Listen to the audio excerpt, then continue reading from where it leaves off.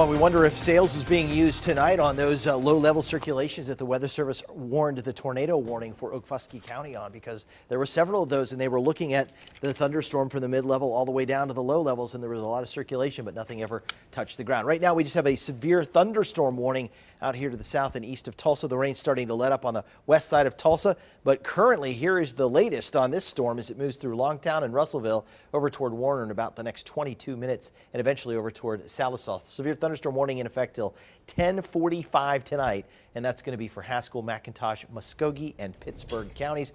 The storm has a history of 65 to 75 mile-an-hour winds as it marches quickly up to the east, and it is currently crossing 71 Highway here toward Kinta, also up toward Gore and Shakota. Heavy downpours, but right now the strongest winds are going to be over toward Gore and Stigler, and they could be some damaging winds on top of that. Meantime, we're watching the whole system kind of spin out to the east, now starting to move out of Payne County for sure and just into the western edges of Creek County. And our high-res future track has this storm exiting off to the east at about 2 o'clock tonight, and then tomorrow a little break in the morning, but look what's marching back our way at 10 o'clock. Another round of rain and thunder, and if this can get here at about 11 or noon, that could suppress the severe weather threat for tomorrow, at least when we talk about the damaging winds, the gusty damaging winds, the hail, and the potential for tornadoes. But it will not alleviate the flash flooding concerns. Brittany Rainey joins me now to talk about how much rain we've seen, and this is not a good sight to see when we're talking about flash flooding.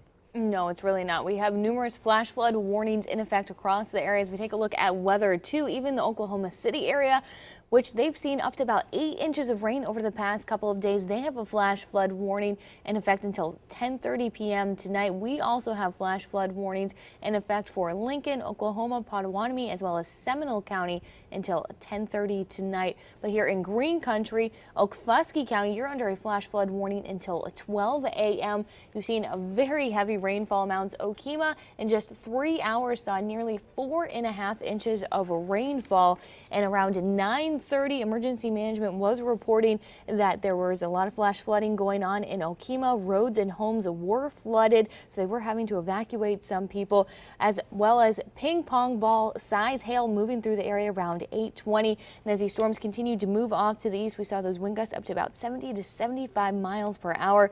We also have that flash flood warning in effect until 1:30 a.m. for Okmulgee, and then a flash flood warning now in effect for Tulsa as well as Wagner counties until 2:30 a.m. Here in the Tulsa County area, we've seen about 1.5 to 2 inches of rain as these storms have moved to the east, and we're also looking at more rain, as Brett mentioned, throughout the day on Saturday, another round on Sunday. So if you are headed out early tomorrow morning and you see that water covering the roadway, do not try and drive through it. It only takes about 6 inches of water to float your vehicle, and then you are in a very dangerous situation. So if you see any of those roadways that are covered with water, just take a different route. It's not worth it to try and drive through it. Brett? All right, Brittany, and we continue to watch the threat of rain overnight tonight, tomorrow morning, with the main part of this upper level energy racing now into southern Oklahoma tomorrow morning.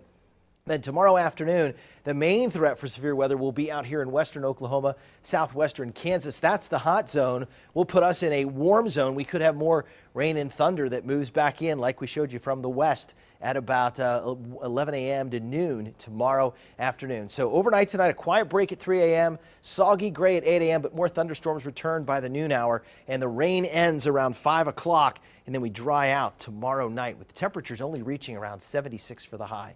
Christy Howard sending in this picture of this lightning bolt from Sapulpa. She's our storm spotter out there tonight. You can see that is a vivid lightning shot that she grabbed for us across the Sapulpa area. So certainly something to see and behold, as we've seen that in the across most of the area. And I want to show you the 7-day forecast quickly before we go, because we got to get us wrapped up and get us into some good news in terms of the weekend. And that 7-day forecast looks like this. We're looking at 77 tomorrow, the 80% chance of rain for tomorrow, and then we'll look for high temperatures again on Sunday around 77 degrees, and then Monday 73, Tuesday 75, and Wednesday 77, with chances of rain coming back in next Thursday and Friday. But right now just green for next Thursday and Friday, but we'll stay on top of this for tomorrow and Sunday as we have yellow on because we could have some more severe thunderstorm warnings both tomorrow and again on Sunday. It's been a rough night tonight. We kind of dread the weekend. Yeah, exactly. Again, we're kind of hoping that maybe, somehow we stay out of the hardest part of those storms. All right. You will keep us posted. I know that. Yeah. Let's check in with sports.